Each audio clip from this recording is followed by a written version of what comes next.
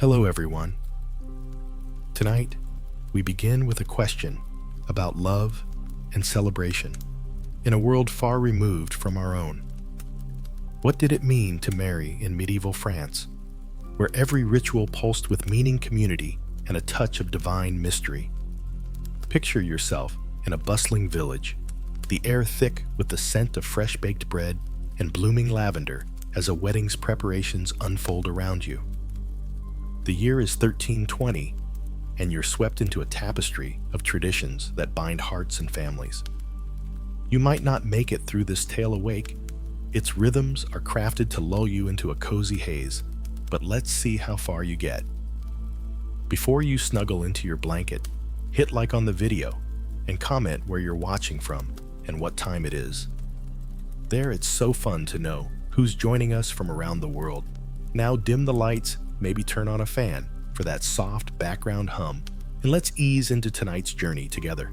You stand in the heart of a sun-dappled village square, where the cobblestones are worn smooth by generations of footsteps. A wedding is coming, and the whole community hums with purpose, as if the very earth vibrates with anticipation. You notice a young woman, Alice, her chestnut braids swinging as she hurries past with a basket of linens. She's the bride-to-be, her eyes bright with nerves and joy, and you can't help but feel her excitement ripple through you. Around her, neighbors chatter their voices, a soft chorus of laughter and gossip, while children dart between carts piled with barley and herbs. This isn't just a marriage, it's a village affair, a moment where every soul plays a part. The preparations began weeks ago. You learn as Alice's mother, Margot, a stout woman with flour-dusted hands, directs the women in weaving garlands of ivy and rosemary. You inhale the sharp, earthy scent of the herbs said to bring fidelity and luck. Margot's voice carries a teasing lilt as she scolds a young weaver for uneven knots. You'd bind a marriage as crooked as a peddler's, promise she jests, and the group erupts in giggles. You smile, imagining the patience it takes, like a shepherd guiding wayward lambs. This communal effort is no accident. Historians note that by the 14th century, French villages often shared the labor of weddings to strengthen social bonds, a practice rooted in feudal loyalty. You wander toward the village's edge, where Alice's father, Guillaume, a blacksmith with soot-streaked arms, haggles with a merchant over barrels of ale. His gruff tone softens when he speaks of Alice, his only daughter, and you catch the pride in his eyes. The ale is crucial, he explains to you. For a wedding without drink is like a hearth without fire, cold and forgettable. You chuckle at his earnestness. But there's truth here. Feasts were the heart of medieval weddings, often costing families a year's savings. A quirky tidbit surfaces in your mind. Some villages believed the first sip of ale blessed the couple's fertility, a superstition whispered with winks among the elders. As you linger, you notice an elder Jane, her fingers gnarled like oak roots, carving a small wooden charm for Alice. She murmurs a prayer, her voice a soothing hum, and tucks the charm into a pouch. You're drawn to her calm, sensing the weight of tradition in her hands. Jean tells you the charm wards off envious spirits, a belief historians still argue over. Did these talismans reflect deep faith or mere village folklore? You ponder this feeling, the pouch's rough linen between your fingers. Imagine holding it yourself. How does its weight feel in your palm, knowing it carries hopes for a new life? The village square grows busier as dusk paints the sky in hues of amber and rose. You watch Alice and her betrothed, Thomas, a lanky cooper with a shy smile, steal a moment by the well. Their hands brush, and Alice blushes, her laughter like a bell. You feel the warmth of their connection, a reminder that amidst the rituals, this is a story of two hearts. Thomas whispers something, and Alice swats his arm, giggling. Perhaps he teased her about her dowry's chickens, which clucked noisily nearby. Their ease makes you grin, like watching a minstrel pluck a merry tune. Preparations swirl around you. Women knead dough for honeyed cakes. Men haul tables from the church, and a fiddler tests his strings. The notes sharpen the cooling air. You breathe in the mingling scents, wood smoke, lavender, and yeast, and feel the village's pulse quicken. This is no simple event. It's a spectacle of faith, duty, and joy, where every garland and barrel tells a story. Alice catches your eye, waving you closer, and you sense her trust, as if you're part of this moment. "It's overwhelming, isn't it?" she asks, her voice soft. You nod, swept up in the chaos and charm. As night falls, torches flicker, casting shadows that dance like spirits. You stand with the villagers, your heart full, knowing the days ahead will weave Alice and Thomas into the fabric of this community. The preparations are just the beginning, a foundation for rituals that will unfold with solemnity and splendor. You feel a yawn creeping up. Perhaps the tale's gentle cadence is working its magic. Rest now, for the journey continues, and Alice's wedding day draws near.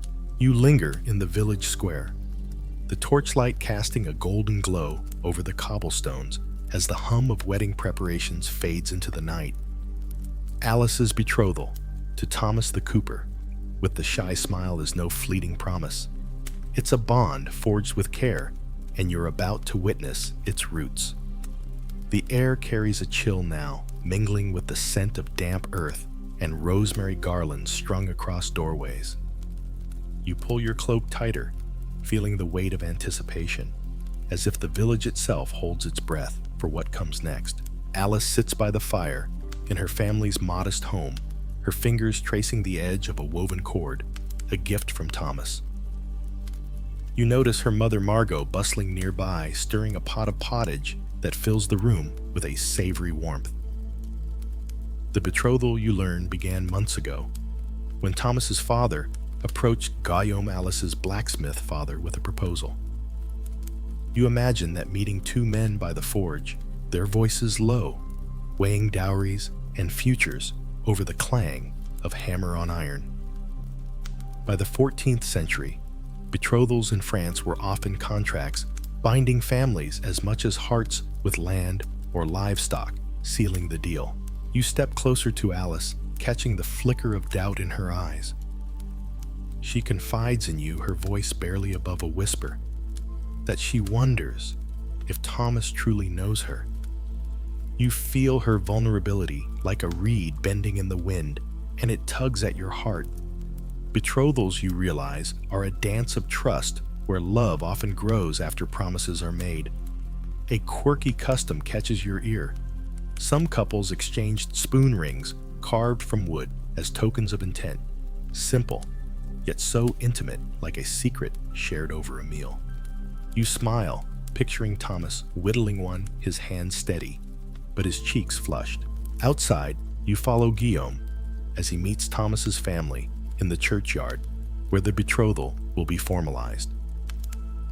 The priest, Father Bernard, a wiry man with a voice like a creaking gate, stands beneath an ancient yew tree, his robes fluttering in the breeze. You watch as he blesses a parchment, a contract detailing Alice's dowry, 2 goats, a chest of linens, and a small plot of land. The families clasp hands, their faces solemn yet proud, and you feel the gravity of this moment, as if the earth itself seals their pact. Father Bernard jests, "May your union be stronger than Guillaume's iron," and the group chuckles, easing the tension. You grin, thinking it's like a baker boasting of unbreakable bread. The ritual unfolds with a rhythm that feels timeless. Alice and Thomas stand before the crowd, their hands joined, and you notice Thomas's fingers fidgeting, betraying his nerves. Alice squeezes his hand, her braided cord necklace glinting in the sunlight, and you sense her quiet strength like a river carving stone. They exchange promises, not yet vows, but pledges to honor the betrothal. The villagers cheer their voices, a warm chorus, and you join in, caught up in the joy. Imagine standing there, the crowd's energy washing over you. How does it feel to witness such unity? Yet not all is simple. You overhear Margot whispering to a neighbor about a rival suitor, a merchant's son whose family offered more coin. Historians still argue whether betrothals were driven more by love or economics in medieval France, and you ponder this as you watch Alice. Her smile seems genuine, but you wonder what pressures linger beneath it. The church's role adds another layer. Betrothals were often announced publicly to prevent disputes, a practice that could shame families if promises broke. You feel a pang for Alice, hoping her heart aligns with this path. As the ceremony ends, the families share a modest meal of bread and ale under the yew tree. You sit with Jean the Elder, with gnarled hands, who tells you of a betrothal she witnessed decades ago, where a bride hid a sprig of thyme in her sleeve for courage. Her story feels like a tapestry, each thread a memory, and you lean closer, savoring her soft cadence. She laughs, saying, "Young folk today think love's a race, not a weave." You chuckle, nodding at her wisdom, as if she's a weaver herself, threading lives together. The day winds down, and you walk with Alice to the village well where she draws water. Her movements slow and thoughtful. She tells you of Thomas's quiet humor, how he once teased her about her chickens outrunning his barrels. You laugh, picturing the scene, and feel their bond deepening like roots spreading beneath the soil. The betrothal has set the stage, but the wedding looms, and you sense Alice's mix of excitement and fear. Will it all come together? She asks, her eyes searching yours. You nod, offering silent encouragement as the stars begin to speckle the sky. You leave her there, the well's wooden bucket creaking softly, and wander back to the square. The village feels alive, its people bound by this shared journey. The betrothal's promises linger in the air, a foundation for the rituals to come. You stifle a yawn, the tale's gentle rhythm wrapping you in warmth. Rest now, for Alice's story is only beginning, and the next steps will draw you deeper into her world. You wake to the soft clatter of wooden needles and the murmur of women's voices, the morning sun filtering through a low thatched roof. You're in Alice's home, where the air smells of lye soap and fresh wool, and the bride-to-be is at the heart of a quiet ritual, crafting her trousseau. The betrothal's promises still linger in your mind, but now you're drawn into a world of thread and care, where Alice prepares the goods that will carry her into married life.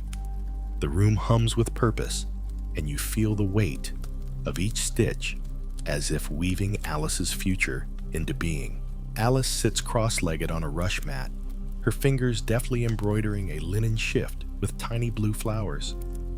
You notice her braided cord necklace, the one Thomas gave her, tucked beneath her collar, a silent reminder of their bond. Around her, her mother Margot and a gaggle of aunts and cousins sort through chests, their hands moving with the ease of long practice. The trousseau, you learn, is no mere collection of clothes. It's a bride's legacy, a bundle of handmade treasures that prove her skill and worth. By the 14th century, French brides often spent years preparing these goods, from bed linens to gowns, each piece a testament to their place in the community. You kneel beside Alice, catching the faint scent of lavender tucked into the fabric. She shows you a woolen cloak, its edges stitched with a pattern of vines, and you marvel at the patience it demands, like a farmer tending crops through a long season. Margot teases Alice. Your stitches are finer than a lord's purse strings, and the women laugh their voices a warm chorus. You grin, picturing a nobleman's coin purse unraveling at the seams. The trousseau's contents vary by wealth, but Alice's includes shifts, chemises, a pair of embroidered pillows, and a quilted coverlet, each item folded with care in a carved oak chest. As you watch Jean the Elder, with gnarled hands, inspects a tablecloth Alice embroidered, her eyes sharp despite her age. She nods approvingly, then shares a quirky tidbit. Some brides hit a single crooked stitch in their work, a humble nod to human imperfection, believed to ward off prideful spirits. You smile, wondering if Alice tucked such a flaw into her flowers, a secret only she knows. Historians still argue whether these hidden stitches were widespread or a regional quirk, but the idea feels intimate, like a whisper woven into the cloth. You run your fingers over the linen. Imagine its texture, soft yet sturdy. How does it feel to hold a piece of Alice's hopes? The women work in rhythm, their chatter weaving stories of past weddings. You listen as Margot recalls her own trousseau, how her mother wept over a shawl she'd spent a winter weaving. The memory softens Margot's usually brisk tone, and you feel the depth of these traditions passed down like heirlooms. Alice's cousin Beatrice, a wiry girl with a quick laugh, struggles with a tangled skein of thread, muttering under her breath. "It's like herding cats." She groans, and you chuckle, nodding at her struggle, as if the wool has a mind of its own. Outside, the village stirs, and you catch glimpses of daily life through the open door. A cart creaking past children, chasing a stray goose, the distant clang of Guillaume's forge. But here time feels slower, each stitch a moment of care.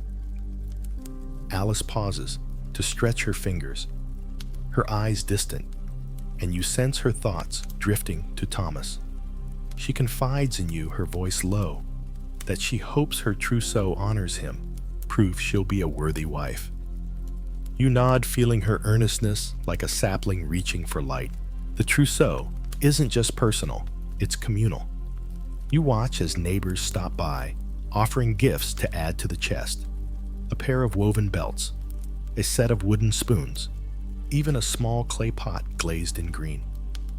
Each contribution binds the village closer, and you feel the warmth of their shared purpose, like embers glowing in a hearth. Alice thanks each visitor with a shy smile, her cheeks flushed, and you notice how the community's love wraps around her, steadying her nerves. As noon approaches, the women break for a meal of bread and soft cheese, the table crowded with their laughter. You sit with Jean, who tells you of a bride whose trousseau included a single silver needle passed down for generations, said to bless the marriage with harmony. Her story feels like a lullaby, and you lean closer, savoring its cadence. She winks, saying, "A needle's small, but it holds a life together." You laugh, charmed by her wit, as if she's threaded you into the tale. The day winds down, and you help Alice fold a final chemise, its fabric cool against your hands. She hums a soft tune, one you imagine she'll sing in her new home with Thomas. The trousseau is nearly complete, a bridge between her past and future, and you feel its significance settle over you, heavy yet hopeful. As you step outside, the sun dips low, painting the sky in hues of apricot and violet. The village pulses with life, and Alice's trousseau, tucked safely in its chest, waits for the wedding day. You stifle a yawn, the story's gentle rhythm lulling you. Rest now, for Alice's journey continues, and new rituals await. You stand in the village's dusty lane, the morning air sharp with the tang of wood smoke and fresh-cut timber, as the focus shifts to Thomas Alice's betrothed. The trousseau's delicate stitches fade from your mind, replaced by the sturdy rhythm of a cooper's hammer and the weight of a groom's duties. Thomas, with his lanky frame and shy smile, is no mere bystander in this wedding. He's a pillar shaping alliances and crafting gifts that will honor Alice and their future. You feel the village's pulse quicken, as if every step Thomas takes binds him closer to the life he'll share with her. You find Thomas in his workshop, where the air hums with the scent of oak shavings and beeswax. He's shaping a barrel stave, his hands steady despite the faint tremor you notice when he pauses to wipe his brow. Barrels are his trade, but today his work carries extra weight. He's crafting a small wooden chest for Alice, a wedding gift to hold her keepsakes. You watch him carve a simple vine pattern into the lid, each curl deliberate like a poet choosing words. By the 14th century, grooms in France often offered such gifts, practical yet personal, to show their commitment to the household. Thomas glances up, catching your eye, and offers a sheepish grin. It's not much, he says, but it's made with care. You nod, feeling the sincerity in his words, like a hearth's warmth on a winter night. He tells you his duties extend beyond gifts. He's been meeting with Guillaume, Alice's father, to finalize the marriage settlement. This includes a pledge of labor. Thomas will help repair the village mill. Next harvest, a promise that ties his strength to the community.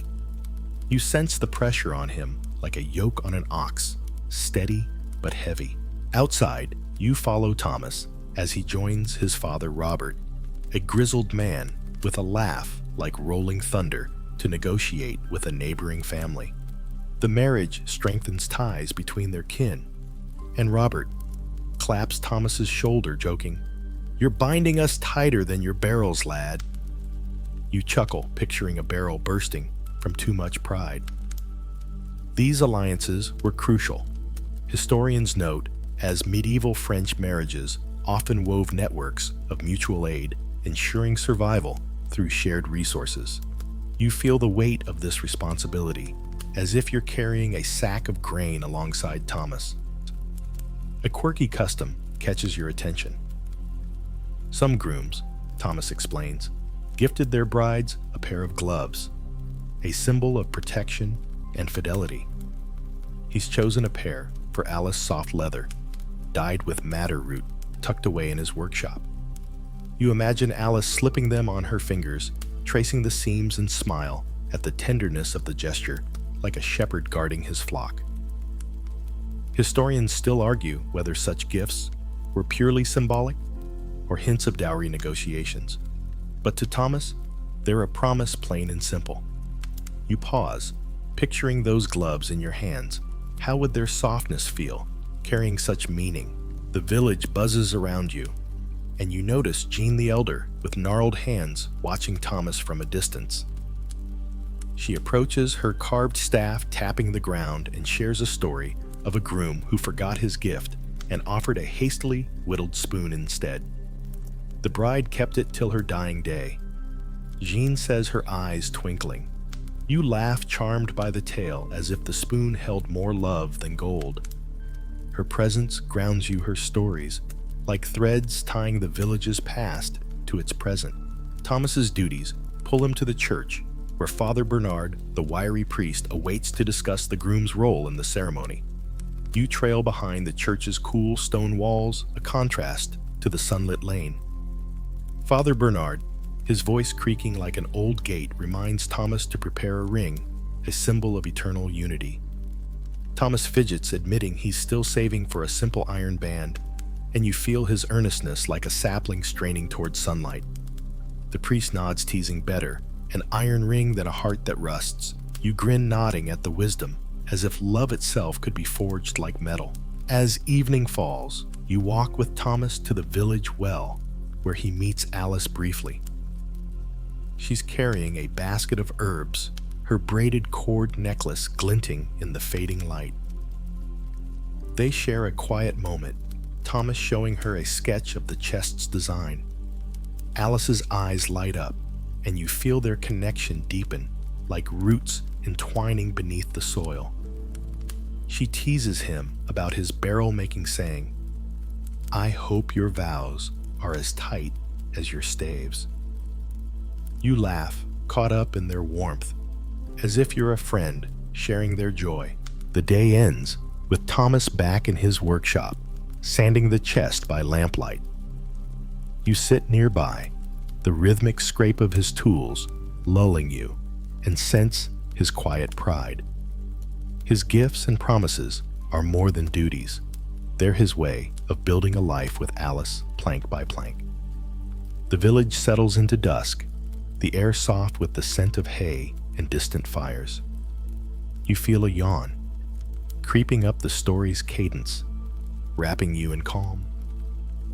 Rest now, for Thomas's efforts will soon meet Alice's preparations, and the wedding draws nearer.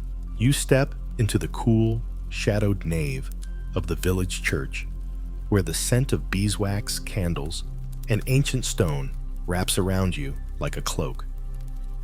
Thomas's careful preparations fade into the background as you're drawn into the church's sacred role in Alice and Thomas's wedding. The air hums with reverence, and you feel the weight of centuries-old rituals, as if the very walls whisper prayers. This is no mere building.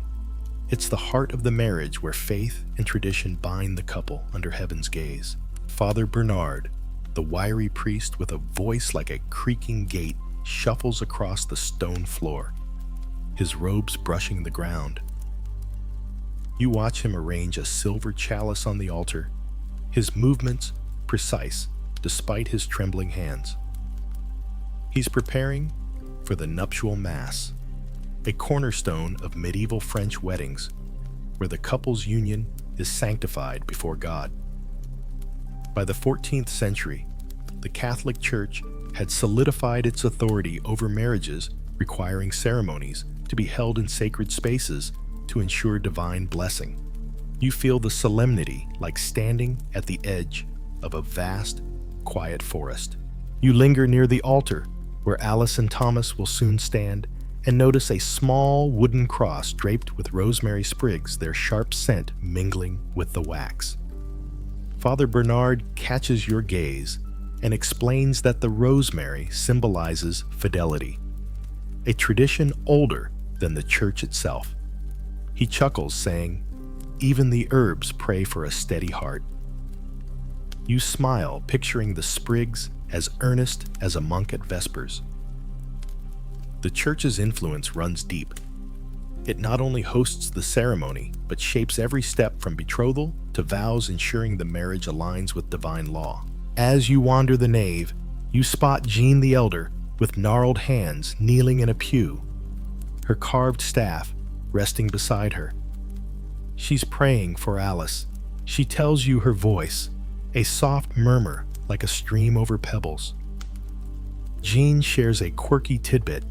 Some priests tucked a pinch of salt into the couple's hands during the Mass, believing it preserved their bond against evil. You grin, imagining Father Bernard sneaking salt like a cook seasoning stew. Historians still argue whether such practices were widespread or local quirks, but the image lingers, grounding you in the era's blend of faith and folklore. The church bustles quietly as villagers prepare it for the wedding. You watch Margot, Alice's mother, sweep the floor with a birch broom, her movements brisk yet reverent. She pauses to polish a brass candlestick, muttering about keeping the space worthy of heaven's eyes. You feel her pride like a weaver perfecting her loom's warp. The community's role here is vital. Weddings were public affirmations of faith, and every villager from blacksmith to baker helps ready the church. Imagine holding that broom yourself.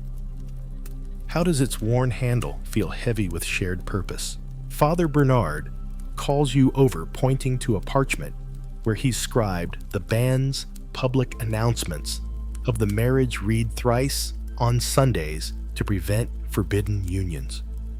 You trace the inked letters, feeling the weight of this ritual, which could spark gossip or objections. He teases no secrets can hide from a priest's quill. And you laugh, nodding at his wit, as if the parchment could chatter like a market stall. The banns reflect the church's power to regulate love, a role that grew stronger after the Fourth Lateran Council of 1215, ensuring marriages were transparent and sacred. Outside, the churchyard buzzes with activity. You see Alice, her braided cord necklace glinting, bringing a basket of white lilies to decorate the altar. She moves with quiet grace, but you catch a flicker of nerves in her eyes. She confides in you, whispering, "What if I stumble during the Mass?" You offer a reassuring nod, sensing her heart racing like a hare in a meadow. The church's grandeur can be daunting, but Father Bernard will guide her, his voice, a steady anchor, through the Latin prayers. As noon approaches, you join Jean outside, where she tells you of a wedding where a priest's candle flickered out mid-ceremony, taken as a sign of divine doubt. They married anyway, she says, her eyes twinkling, and loved fiercer for it. You chuckle, charmed by her tale, as if the couple defied the heavens themselves.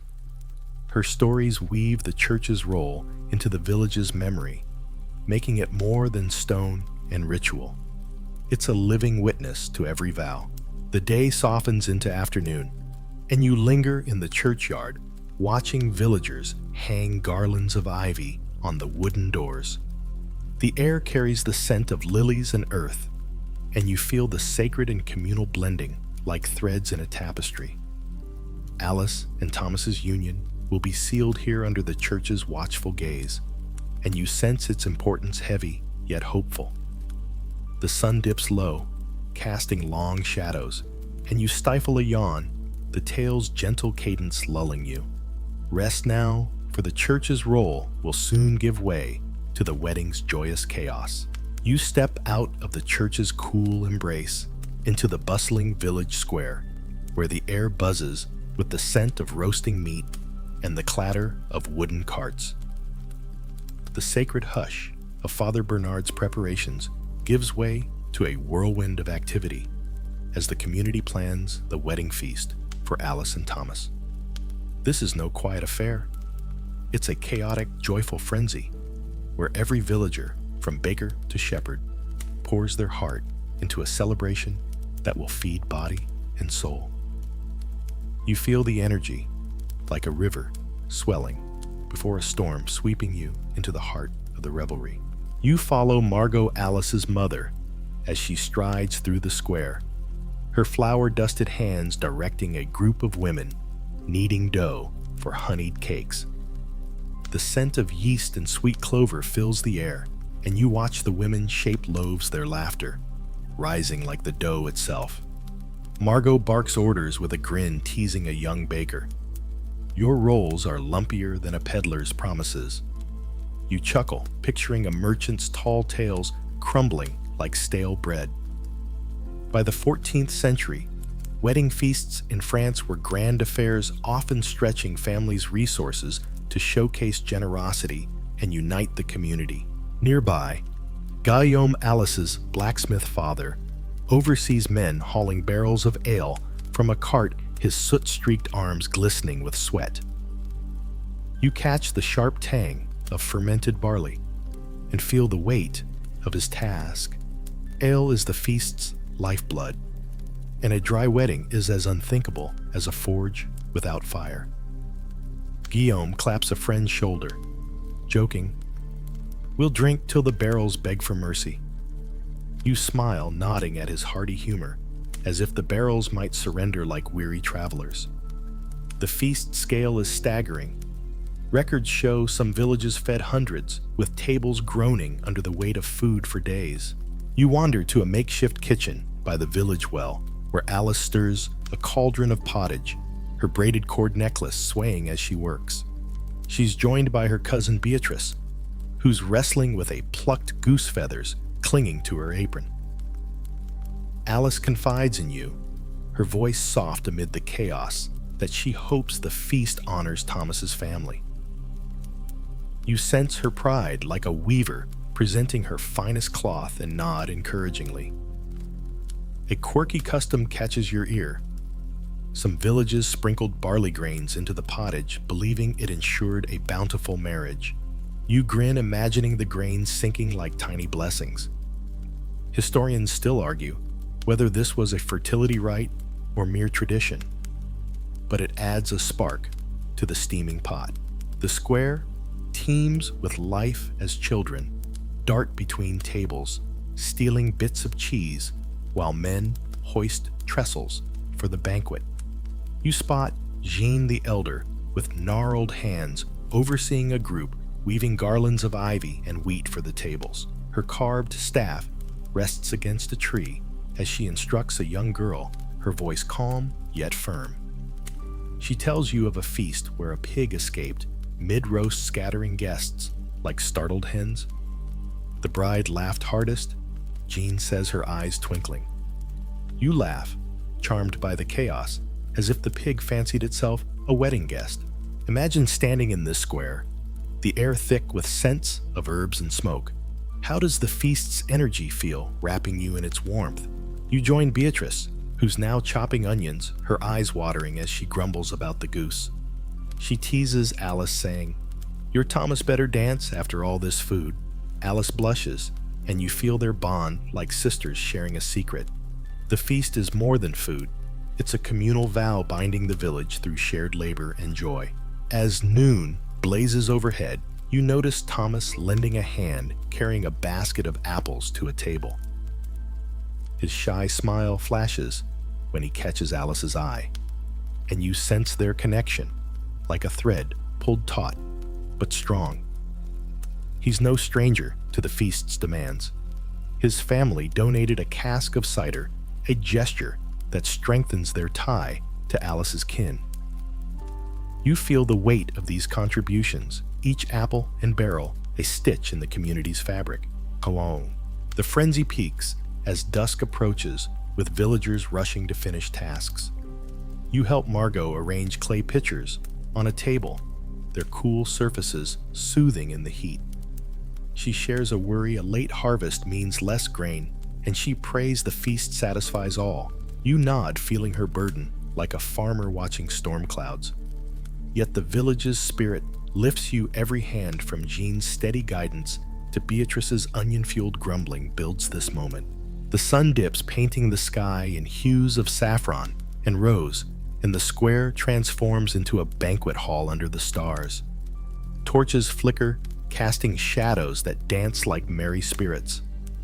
You stand with Alice, who surveys the tables with wide eyes, her hand brushing her necklace. "It's more than I dreamed," she whispers. You smile, caught in her awe, as the feast's promise hums around you. A yawn tugs at you, the tale's rhythm softening your edges. Rest now, for the feast awaits, and the wedding's heart beats closer. You linger in the village square as dawn breaks the air crisp, with the scent of dew and wood smoke. The feast's preparations now a warm memory. Today, the focus shifts to Alice and Thomas themselves as they don their ceremonial garments, each thread woven with meaning and tradition. You feel the village's excitement, like a melody rising before a festival. And you're drawn to the intimate moments where the couple transforms into bride and groom, their attire a bridge between their past and future. You find Alice in her family's home, the low-ceilinged room glowing with morning light filtering through a parchment window. She stands before a wooden stool, her mother Margot fussing over a kirtle of deep green wool, its hem embroidered with golden leaves. The dress part of Alice's trousseau fits her like a second skin, and you catch the faint scent of lavender tucked into its folds.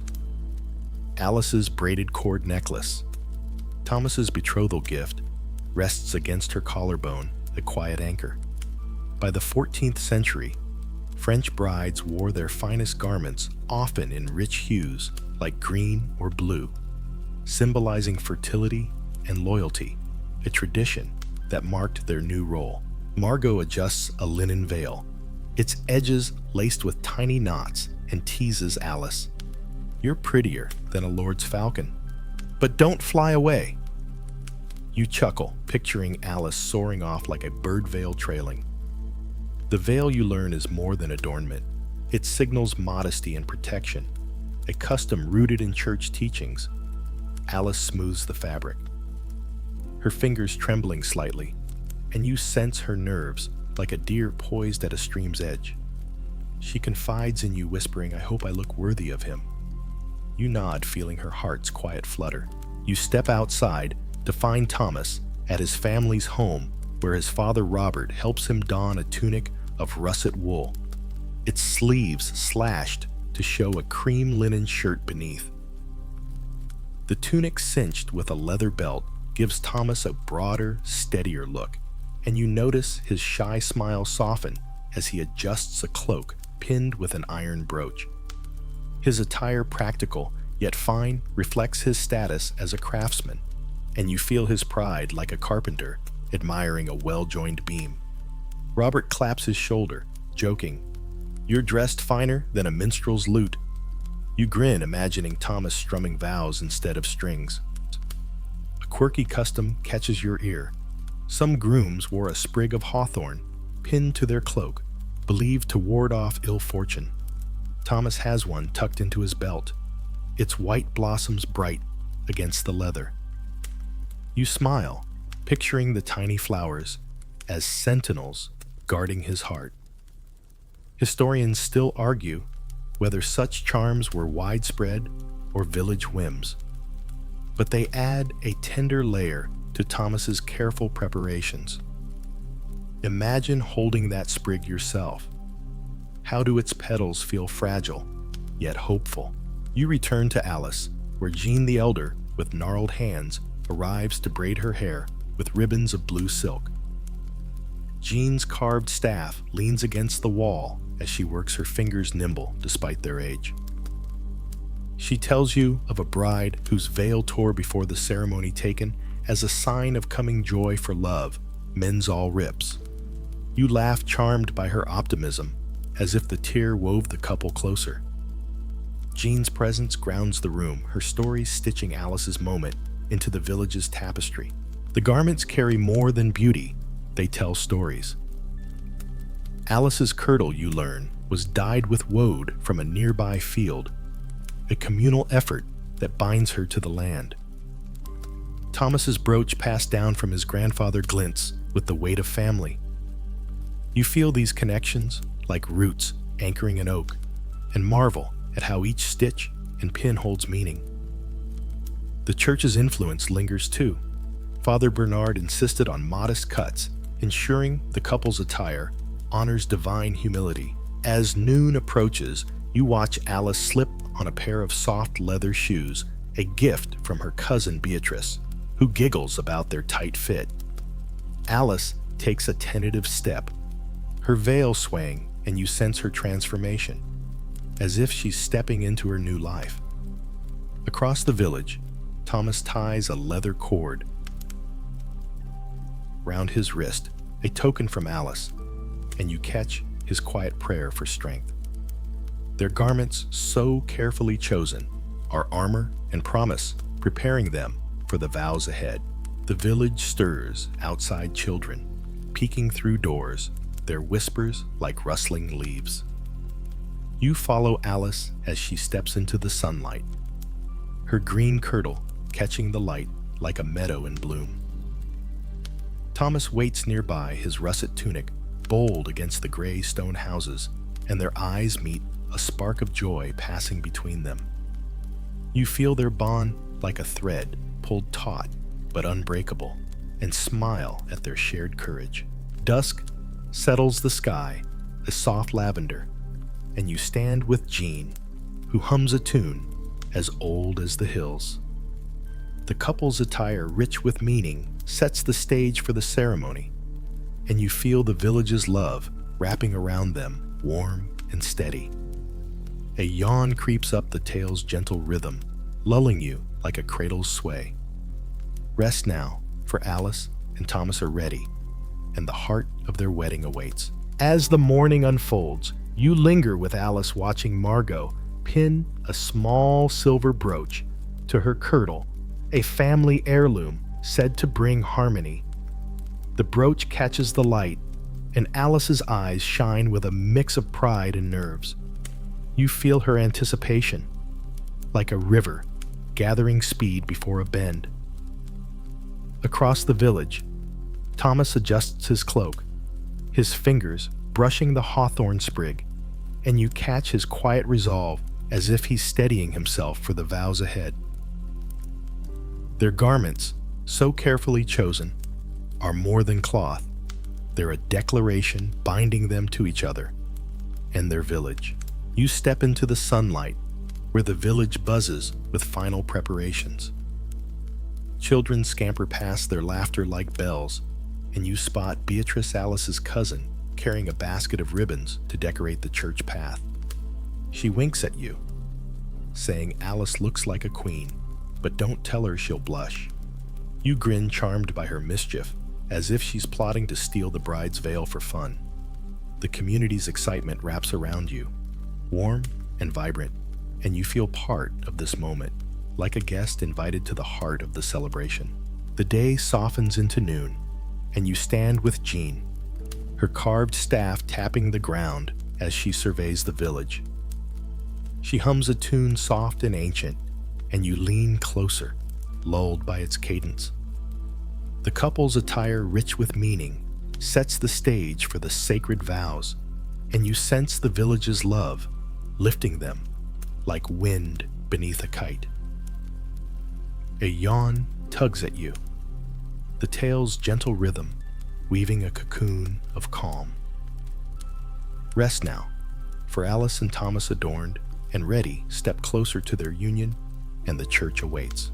You stand at the edge of the village square, the midday sun casting a golden glow over the cobblestones as Alice and Thomas approach the church, their ceremonial garments shimmering with purpose. The festive clamor of the feast preparations and the weight of their attire fade into a hushed reverence, for this is the moment of their vows, the sacred heart of their union. The air carries the scent of lilies and beeswax, and you feel the village's collective breath as if time itself pauses to witness their promises. You follow Alice, her green kirtle swaying, as she walks a ribbon-strewn path to the church door, her veil fluttering like a soft wing. Thomas strides beside her, his russet tunic bold, the hawthorn sprig at his belt, a quiet charm. The crowd parts their murmurs, a gentle wave, and you catch Alice's braided cord necklace, glinting a reminder of their betrophal's tender roots. By the 14th century, French weddings often began at the church porch, where vows were exchanged publicly before the nuptial mass, a practice that bound the couple to both God and community. Father Bernard, his wiry frame draped in a white chasuble, stands at the church door, his creaking voice steady as he calls Alice and Thomas forward. You watch them clasp hands, their fingers trembling yet firm, and feel the gravity of this moment like a stone settling into a riverbed. The priest speaks in Latin, his words a solemn chant, and you sense the vow's weight, eternal and unyielding. Alice's voice, soft but clear, promises to honor and cherish Thomas, and he echoes her, his shy smile breaking through. You smile, caught in their courage, like saplings standing tall in a storm. A quirky custom catches your attention. Some couples, Father Bernard explains, exchanged a coin during the vows, a token of shared wealth and trust. Thomas slips a small iron ring onto Alice's finger. Instead, its simplicity glowing with meaning. You imagine its cool weight on her hand, a circle of forever. Historians still argue whether such rings were universal or reserved for those who could afford them. But here, it's a quiet triumph, forged with Thomas's savings and love. Imagine holding that ring. How does its sturdy warmth feel carrying their bond? The crowd presses closer, and you spot Margot, Alice's mother, dabbing her eyes with a linen cloth, her flour-dusted hands now still. Guillaume, her father, stands tall, his soot-streaked face soft with pride. You feel their emotions, like a hearth's glow warming the chilly air. Jean the elder, with gnarled hands, leans on her carved staff nearby, whispering a prayer. She tells you of a wedding where a vow faltered, the groom stumbling over words, yet the bride's laughter saved the moment. Love speaks louder than stumbles, she says, her eyes twinkling. You chuckle, picturing the scene as if laughter were a vow itself. The vows complete.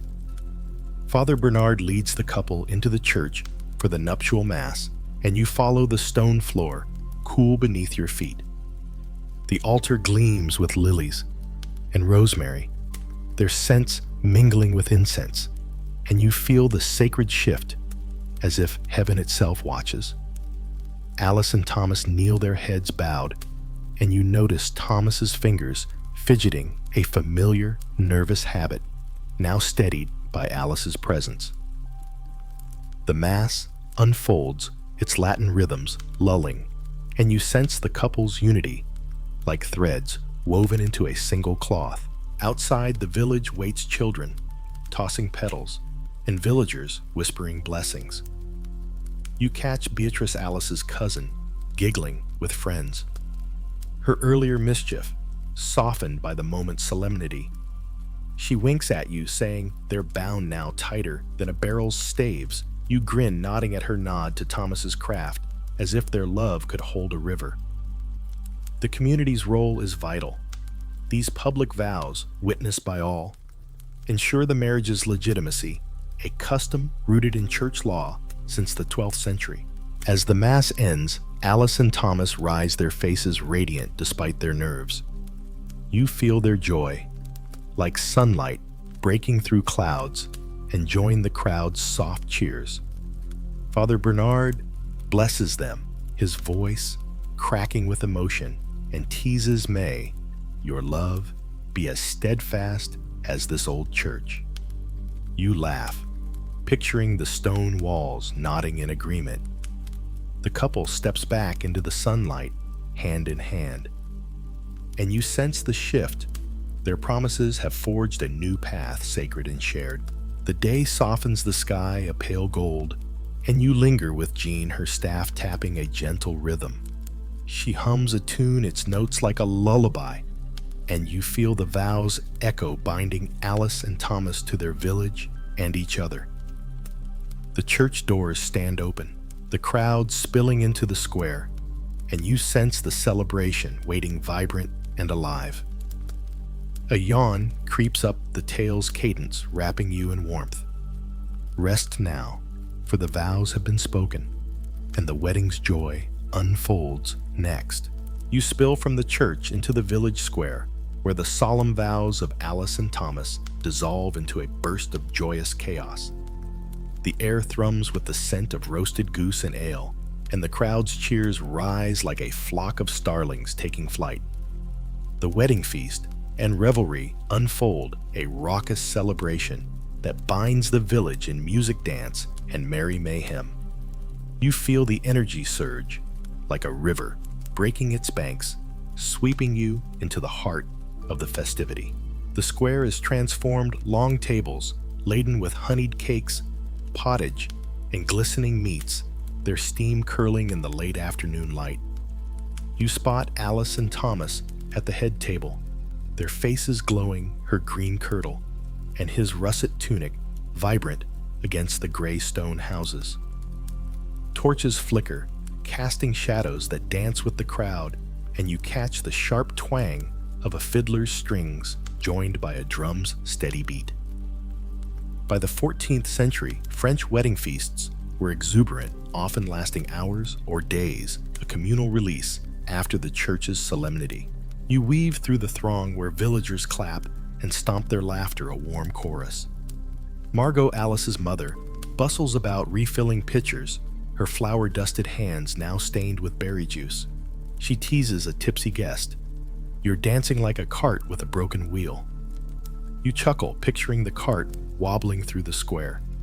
The feast is a spectacle, with villagers sharing food and stories, their bonds tightening like a well-woven net. You feel the joy, like a hearth's glow on a winter night. A quirky custom catches your eye.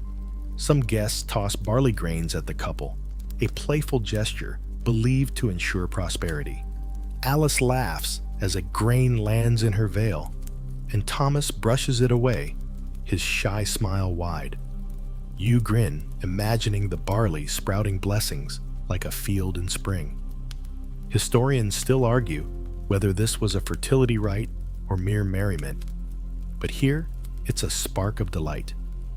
Imagine catching a grain yourself. How does its tiny weight feel, carrying such hopes? You join Beatrice Alice's cousin, who's spinning in a dance with a gangly youth, her laughter bright as she trips over his feet. She pulls you into the circle, and you feel the music's pulse, the ground firm beneath you. "Dance like it's your wedding," she shouts, and you smile, caught in her mischief, as if the fiddler's tune could lift you skyward. The dance, a lively carol, weaves villagers together, their hands linked, and you sense the community's heartbeat strong and shared. Nearby, Jean the Elder, with gnarled hands, sits on a bench, her carved staff across her lap, clapping to the rhythm. She tells you of a wedding where dancers toppled a table, sending cakes into the dirt, yet the bride joined the laughter. "Joy mends all mishaps," she says, her eyes twinkling. You laugh, picturing the cakes as fallen soldiers, and feel her wisdom like a thread tying the chaos to tradition. Her presence grounds you her stories, a lullaby amid the uproar. The feast grows wilder as dusk settles the sky a deep indigo. You spot Thomas leading Alice to the dance, his usual hesitance gone as he spins her gently, her veil swirling. Their eyes lock, and you feel their bond like a flame steady in a storm.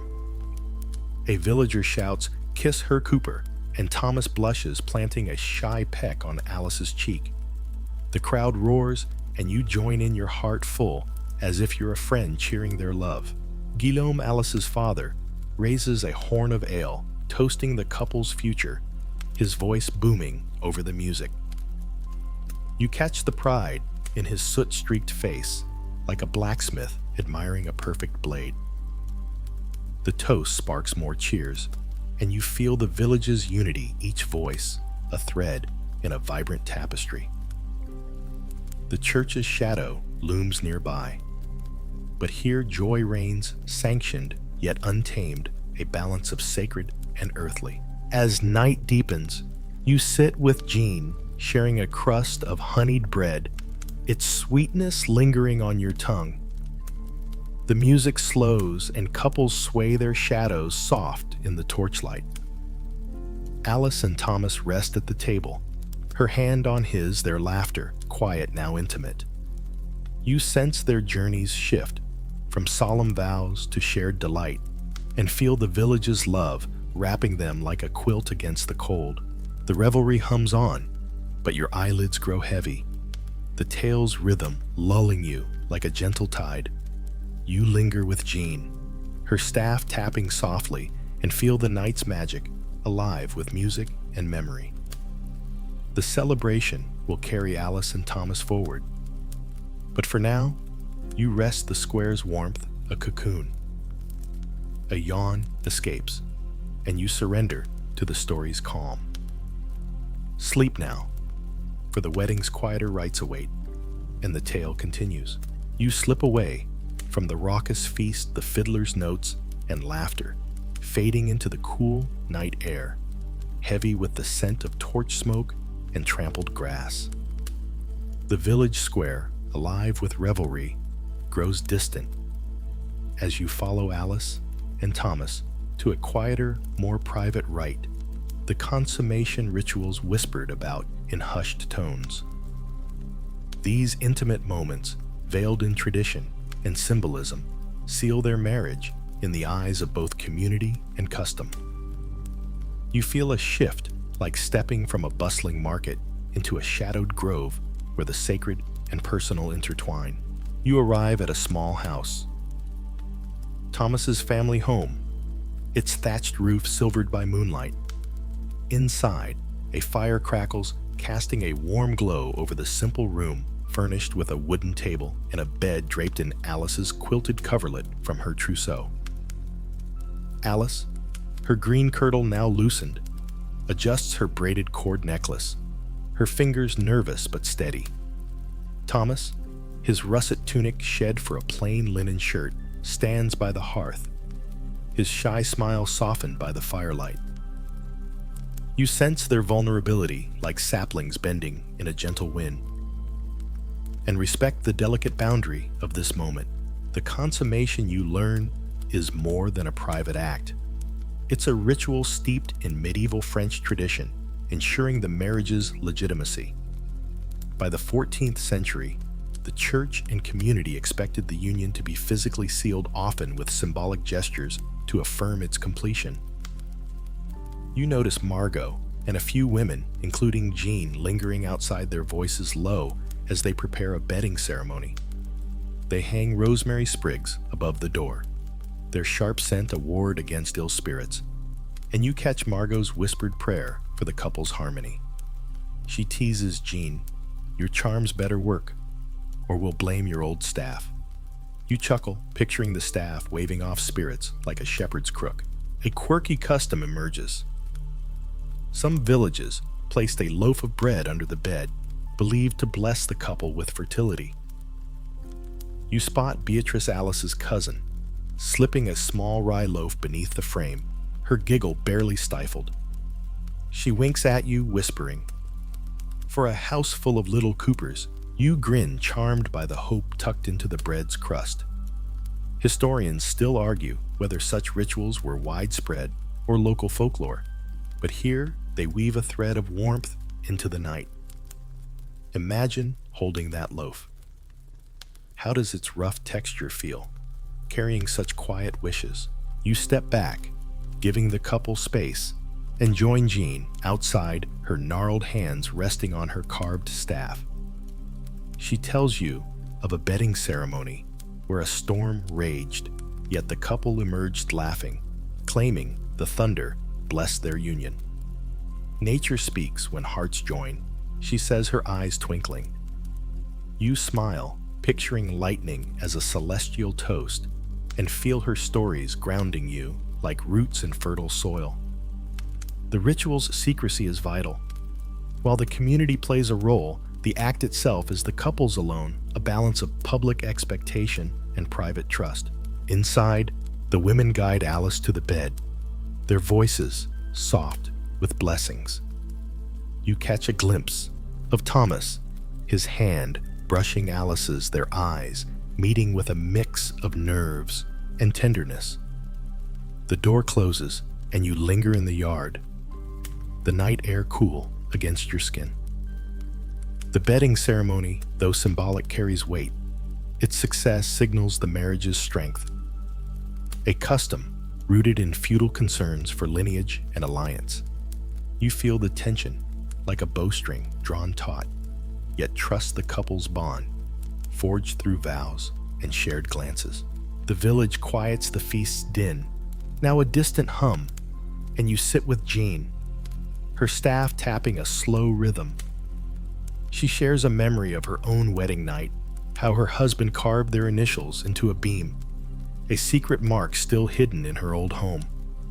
You feel the intimacy of her tale like a whisper, carried on the wind, and lean closer, lulled by its cadence. The consummation, though private, binds Alice and Thomas to their community's hopes, a thread in the village's tapestry. As midnight nears, the women emerge, Margot beaming, her eyes misty. She announces the rite's completion with a nod, and the small crowd murmurs approval, their voices a soft chorus. You sense the relief like a river finding its course, and feel the village's love wrap around the couple, steady and warm. Alice and Thomas remain inside, their silhouettes faint through the window, and you imagine their quiet laughter, their hands entwined beneath the coverlet. The stars wheel overhead, and you stand with Jean, the night's stillness a balm. The consummation's whispers fade, but its significance lingers, sealing Alice and Thomas's union in tradition's embrace. Your eyelids grow heavy, the tale's rhythm lulling you like a cradle's sway. Rest now, for the village's role in the wedding unfolds next, and the story carries you deeper into their world. You awaken to the soft clatter of dawn, the village stirring under a sky streaked with pink and gold. The quiet intimacy of Alice and Thomas's consummation rites fades into memory, as you're drawn back to the bustling square where the community's joyful role in their wedding takes center stage. The air carries the scent of fresh-baked bread and dew-kissed grass, and you feel the village's pulse like a heartbeat, shared by every soul binding them in celebration and support. This is no mere backdrop. The villagers are the wedding's lifeblood, their hands and hearts weaving Alice and Thomas into the fabric of their world. You wander past the church, where children scatter petals along the path, their giggles bright as morning bells. You spot Beatrice Alice's cousin, directing them with a playful scold, her wiry frame darting between the little ones. She catches your eye and grins, saying, "These rascals think petals grow on trees." You chuckle, picturing a tree sprouting flowers like apples, and feel the warmth of her energy, like a spark in dry tinder. By the 14th century, French villages thrived on communal involvement in weddings, with every neighbor contributing labor food or blessings to honor the couple and strengthen social ties. You follow Beatrice to the square, where tables from the feast still stand, now laden with morning offerings, loaves, cheeses, and clay pitchers of cider. You see Margot Alice's mother, organizing a group of women to tidy the space, her flour-dusted hands brisk as she sweeps crumbs into a basket. She teases a neighbor. "Your dancing last night scared the hens they've stopped laying." You laugh, imagining the hens clucking in protest, and sense the community's joy, lingering like the echo of last night's music.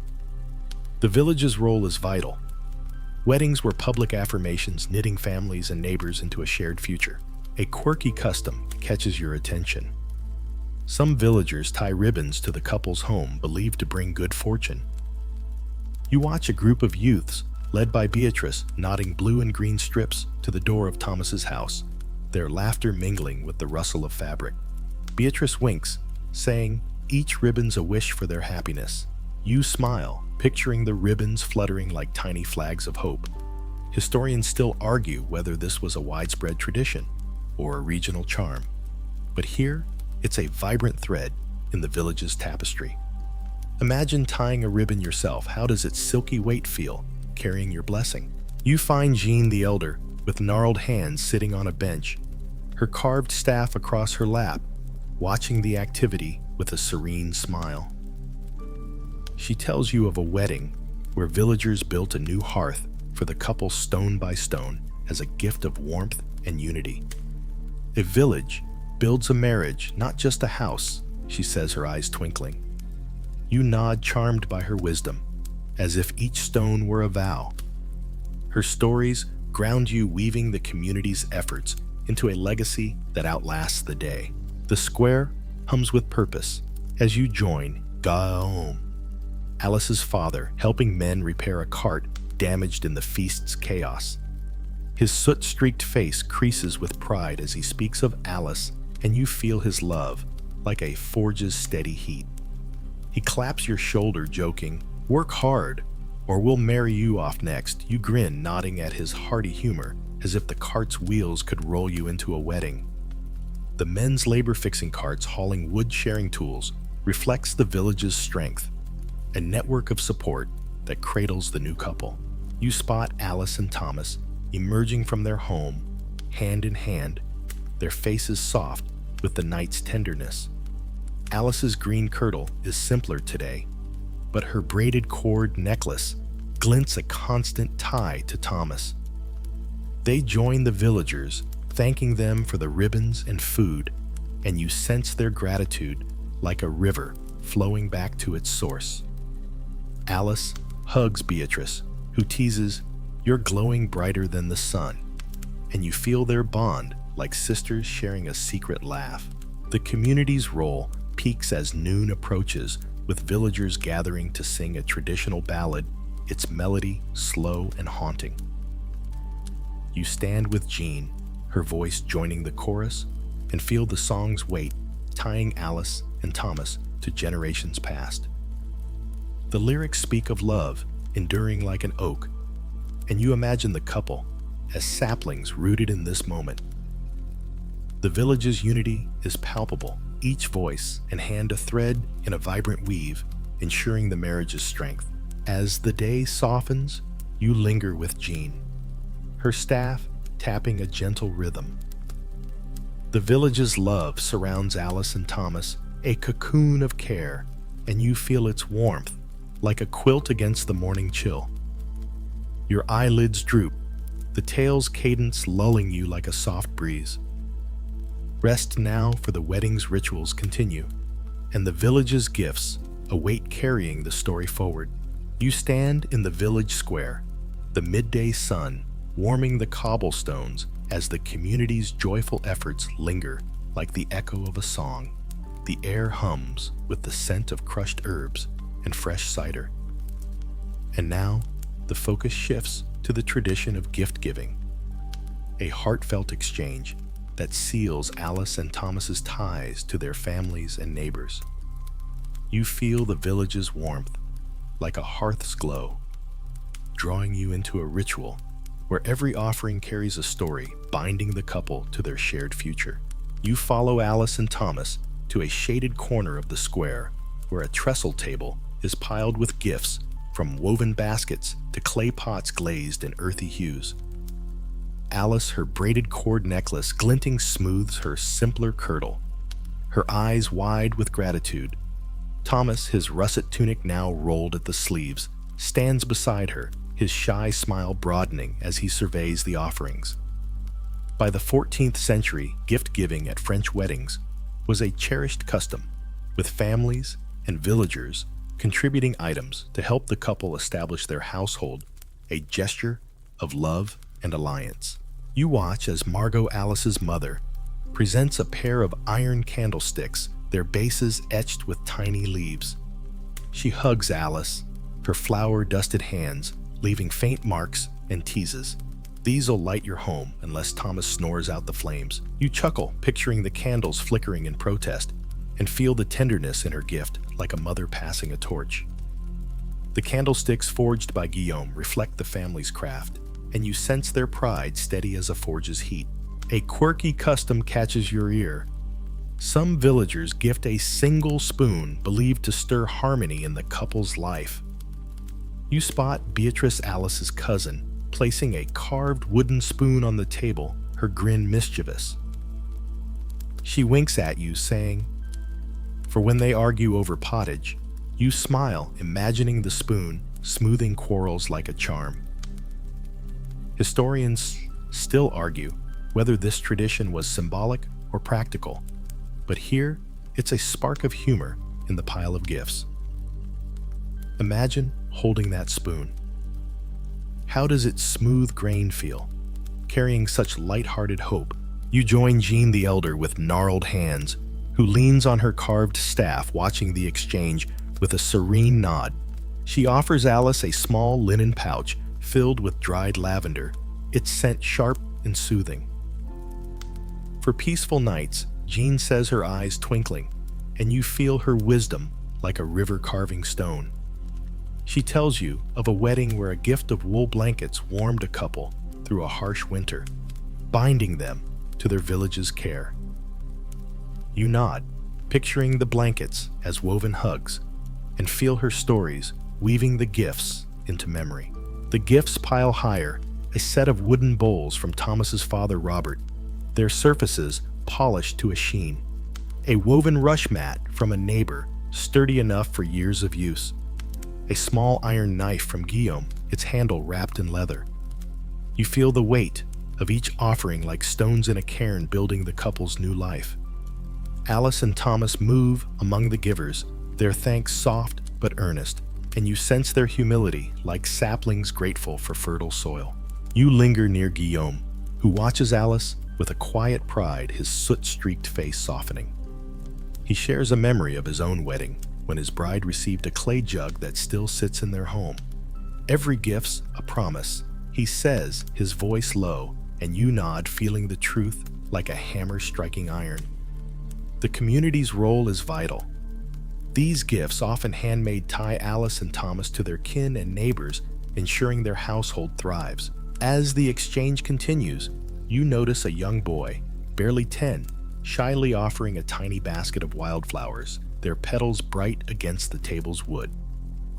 Alice kneels to thank him, her smile radiant, and you feel the village's love from elder to child, wrapping the couple in care. Beatrice teases the boy. "You'll be gifting rings soon enough," and you laugh, picturing his blush as red as the flowers. The moment grounds you a reminder that every hand, no matter how small, strengthens the bond. The sun climbs higher, and you stand with Jean, her staff tapping a gentle rhythm. The gifts, practical yet profound, reflect the village's hopes for Alice and Thomas, and you feel their significance like a tapestry's final threads. Alice and Thomas gather the offerings, their hands brushing, and you sense their shared resolve, ready to carry these gifts into their new life. Your eyelids grow heavy, the tale's cadence lulling you like a soft hum. Rest now, for the wedding's superstitions and charms await, and the story weaves on. You linger near Guillaume, who watches Alice with a quiet pride, his soot-streaked face softening. He shares a memory of his own wedding when his bride received a clay jug that still sits in their home. Every gift's a promise.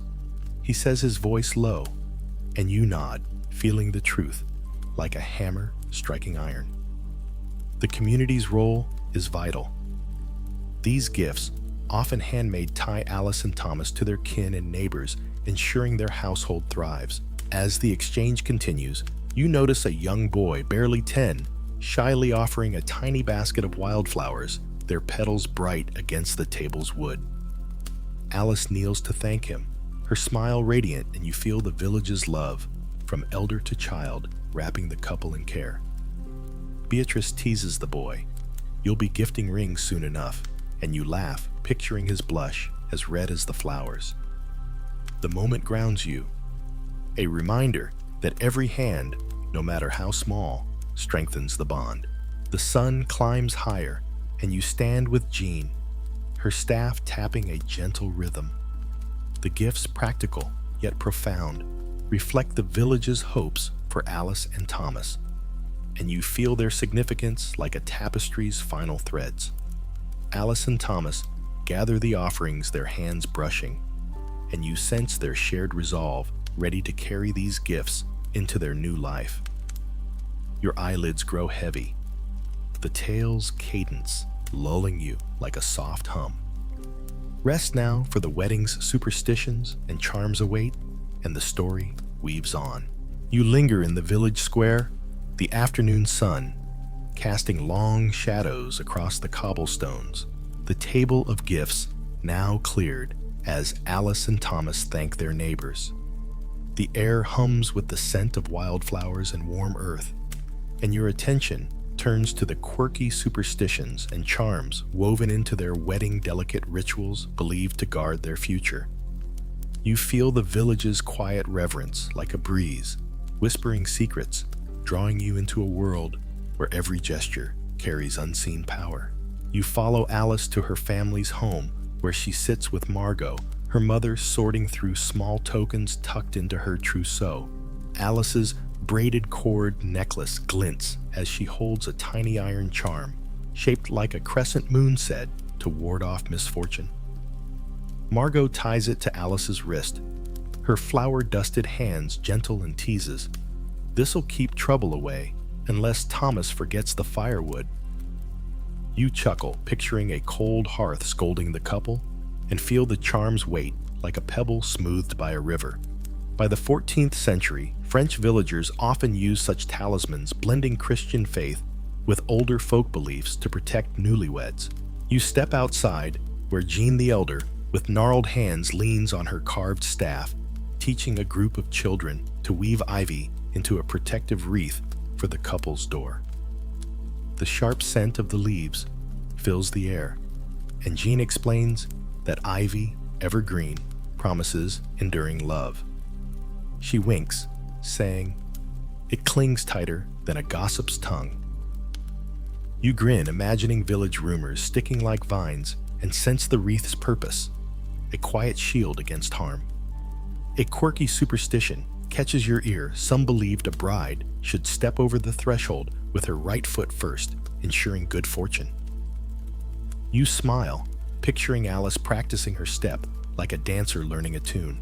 You join Beatrice, Alice's cousin, who's giggling as she hides a sprig of thyme in Alice's kirtle, a charm for courage.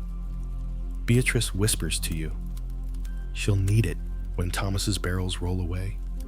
You laugh, nodding at her mischief, as if the barrels might escape like naughty goats. Historians still argue whether these herbal charms were mere tradition or tied to ancient pagan roots, but here they're a spark of care woven into the wedding's fabric. Imagine holding that thyme. How does its earthy scent feel, carrying strength for Alice's new life?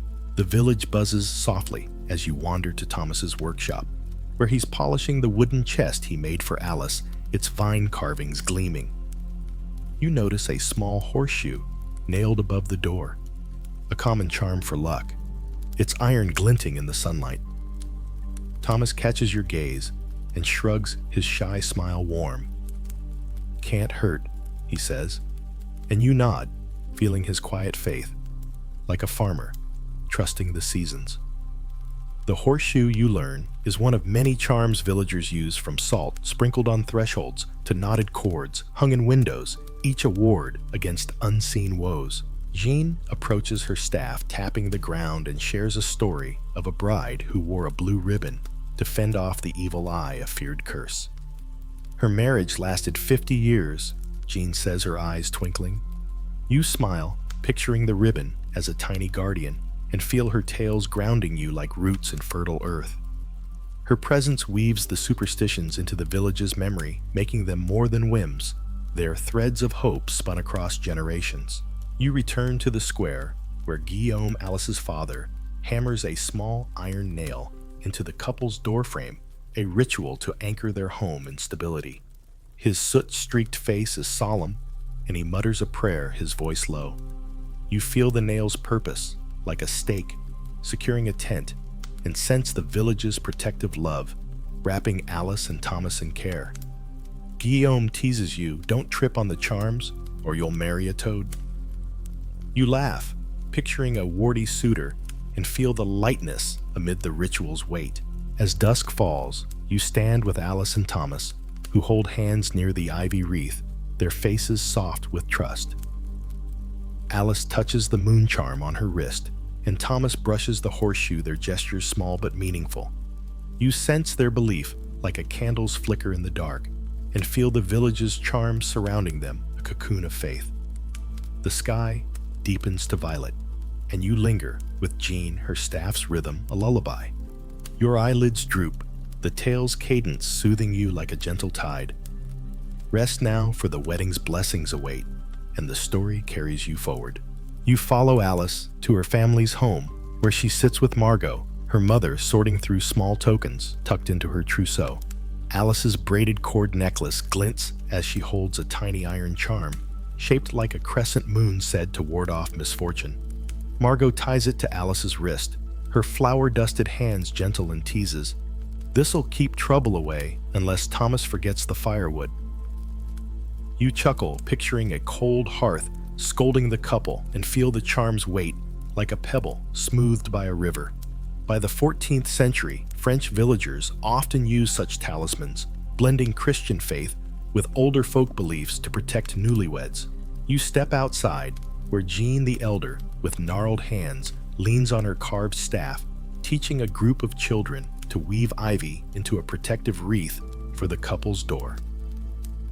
The sharp scent of the leaves fills the air, and Jean explains that ivy evergreen promises enduring love. She winks, saying, "It clings tighter than a gossip's tongue."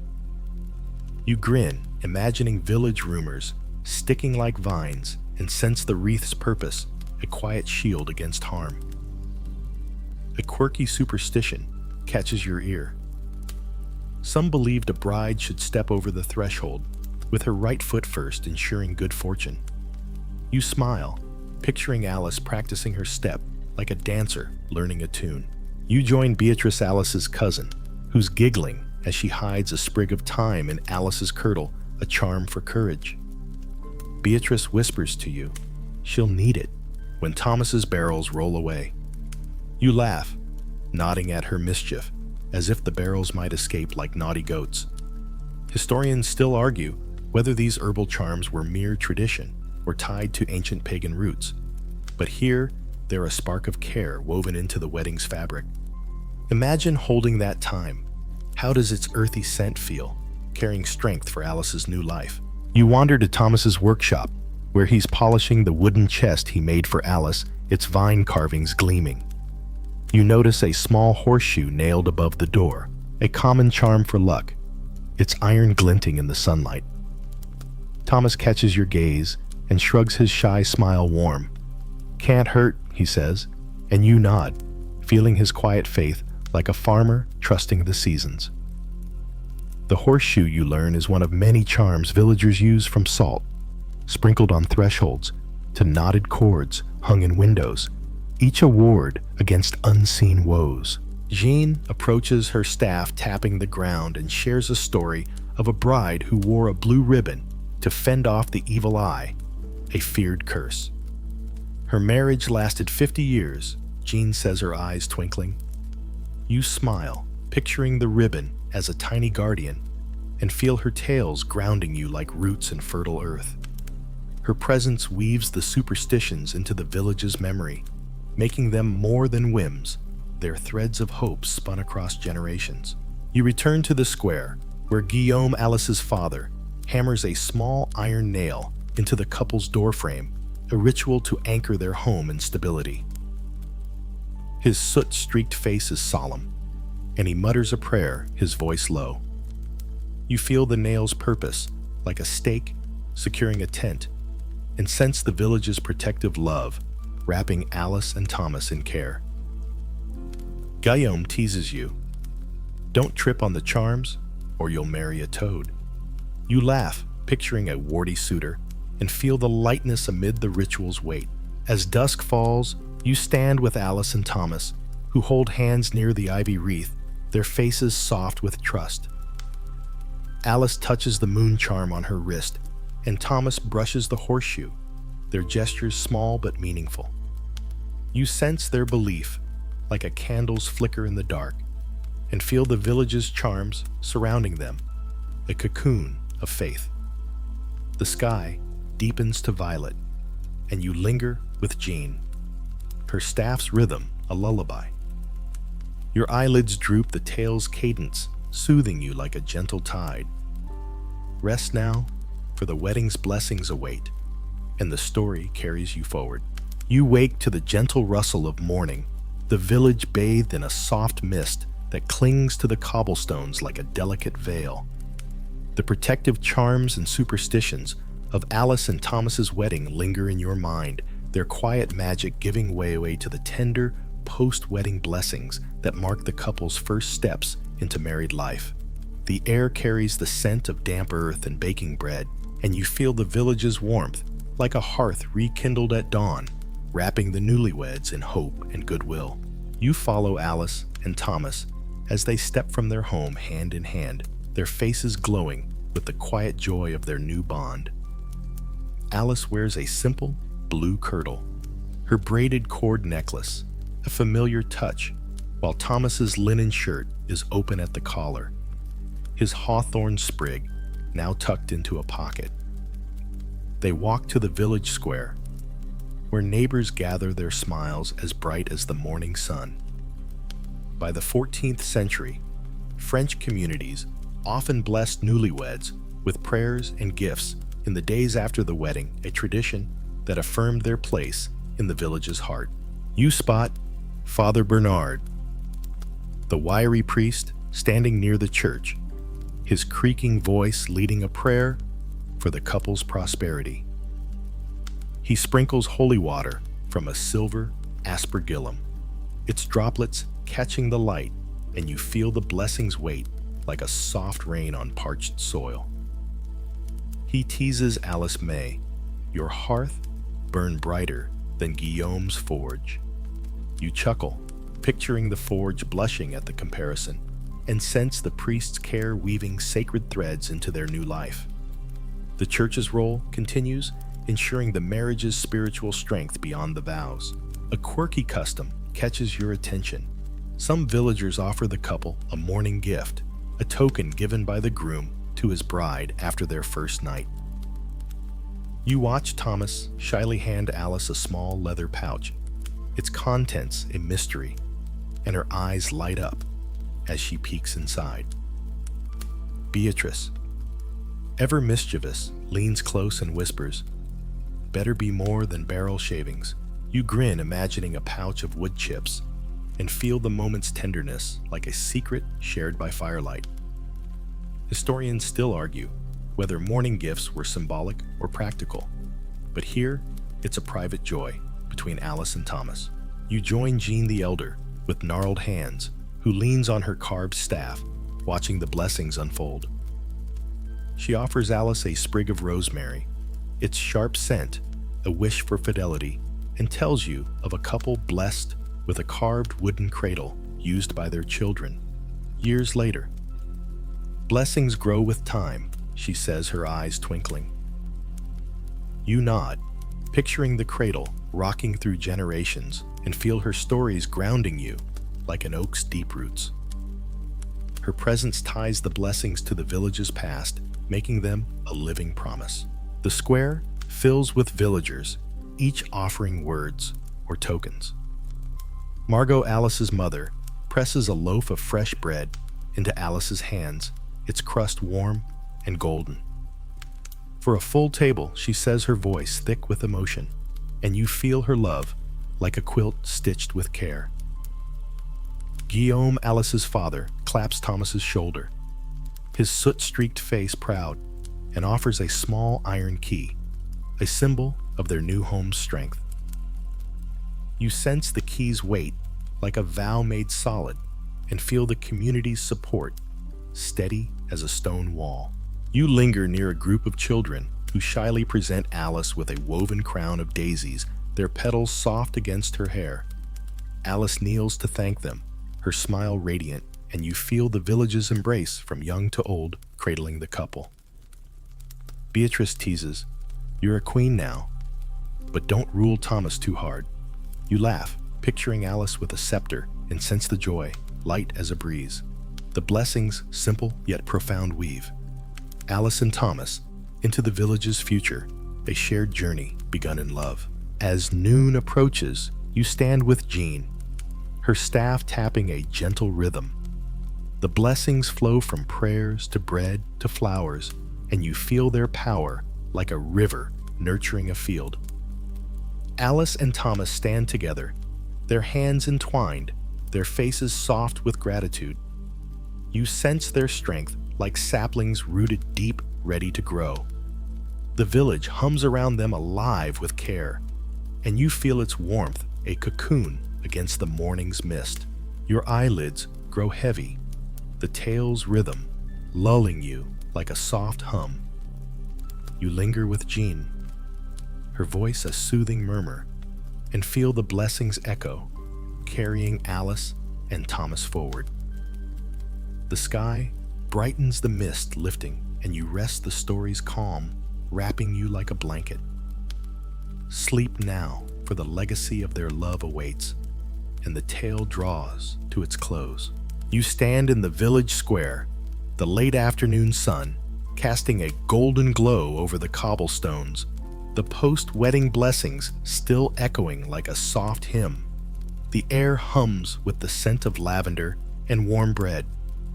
And now you turn to the legacy of Alice and Thomas's love, a tapestry of rituals and traditions that shape not just their union, but the enduring heartbeat of medieval French weddings. You feel the village's quiet pride, like an oak standing tall through centuries, inviting you to reflect on how these moments ripple through time. You walk with Alice and Thomas along a path to their new home, a modest house with a thatched roof and an ivy wreath on the door.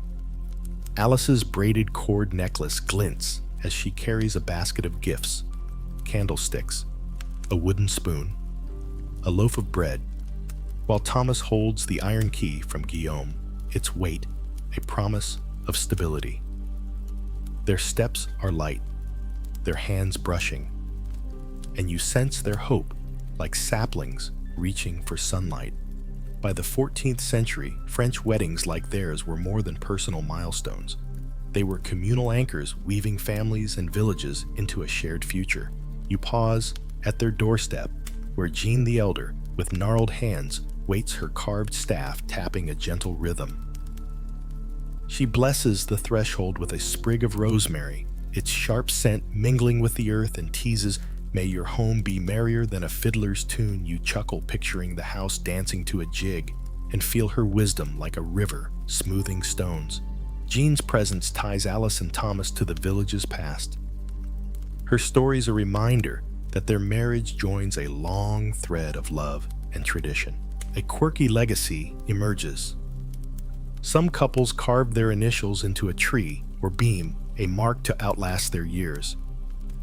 You notice Thomas eyeing a wooden post by the door, his knife in hand, and Alice nods, her smile soft. You imagine their initials entwined, a quiet vow, etched in wood, and feel the act's permanence like a rune on ancient stone. Historians still argue whether such carvings were common or sentimental whims. But here it's a spark of eternity, binding their love to the land. Imagine tracing those initials.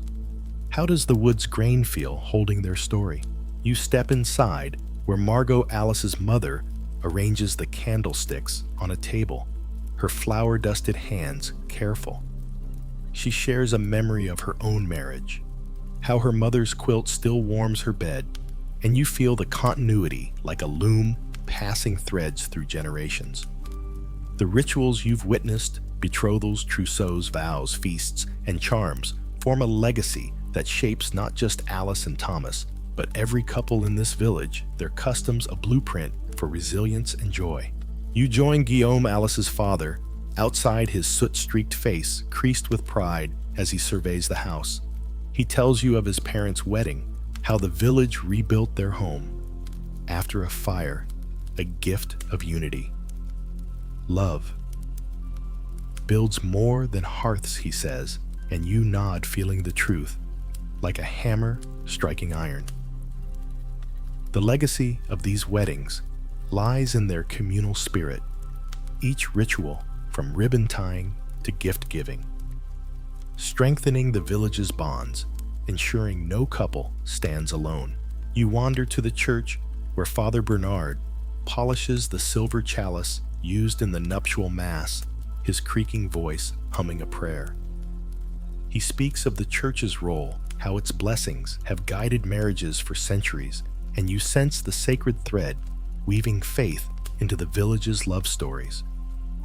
The church, with its rosemary-draped cross and public vows, anchors the legacy, balancing earthly joy with divine purpose, a tradition that endures beyond Alice and Thomas's day. As evening falls, you sit with Jean by the square, her staff resting across her lap.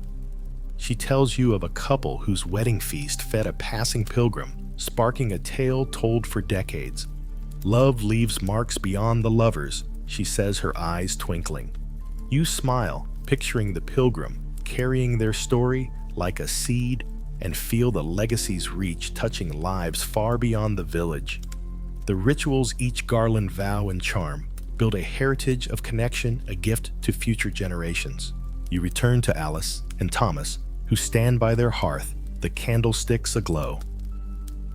Alice hums a tune, the same one from her trousseau days, and Thomas carves their initials into the post, his knife steady. You feel their love like a flame kindled by the village's care, and sense its lasting power, a legacy woven from every hand that helped them. The sky deepens to indigo, and you linger with Jean, her voice a lullaby, carrying you toward rest. Your eyelids grow heavy, the tale's rhythm soothing you like a gentle tide. You feel the village's warmth wrapping Alice and Thomas in a timeless embrace, their love a thread in a vast tapestry. Rest now, for their story concludes, and its lessons await soft as a whisper in the night. You sit by the village hearth, the fire's glow fading to embers, the scent of rosemary and wood smoke lingering in the air. Alice and Thomas's journey from bustling preparations to sacred vows, raucous feasts, to quiet blessings unfolds in your mind like a tapestry. Each thread, a moment of love, faith, and community. You see Alice's braided cord necklace, Thomas's shy smile, Jean's carved staff, and feel the village's heartbeat binding them all in a legacy that echoes through time. Recall the betrothal, where Guillaume and Thomas's father sealed their family's bond by the forge's glow, or Alice stitching her trousseau, her needle-weaving dreams into linen.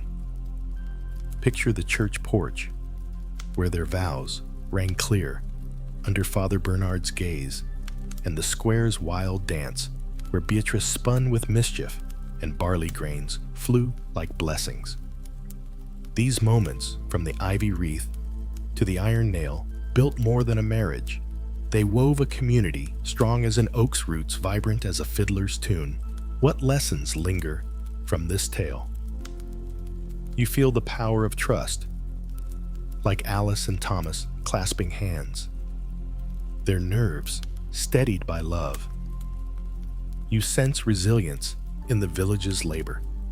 Margot's bread, Guillaume's key, Jean's prayers, each act a stone in their foundation. And you see connection, not just to each other, but to the land, the church, the past, like the initials carved in wood, enduring beyond their years. These are timeless gifts, as vital now as in 1320, urging you to cherish those who lift you to weave your own threads of care.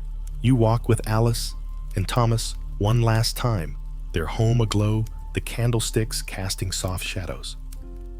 Alice hums her tune, Thomas brushes her hand, and you feel their quiet strength rooted in the village's embrace.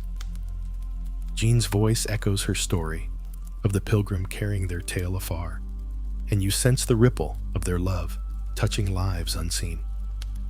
The sky is a deep velvet stars, like scattered barley grains, and you rest the tale's warmth, a blanket around you.